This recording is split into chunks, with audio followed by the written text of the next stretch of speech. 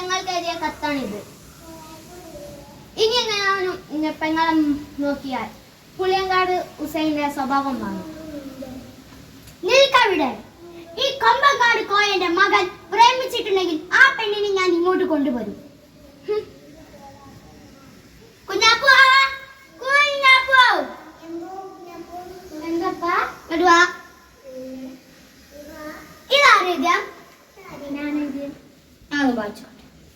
പ്രിയപ്പെട്ട പെണ്ണെ,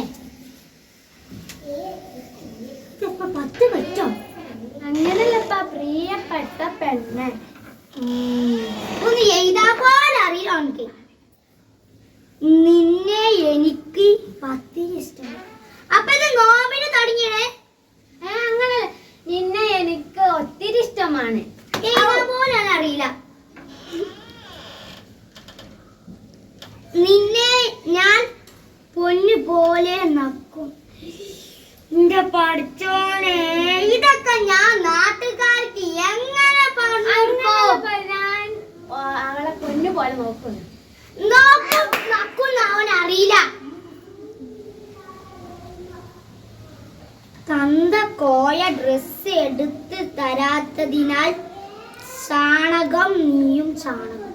ഇതിലെന്തൊരു ചാണകത്തിന്റെ വർത്താന?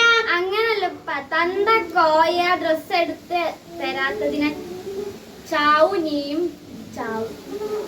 എന്തൊക്കെ നീ എഴുതിയല്ലേ?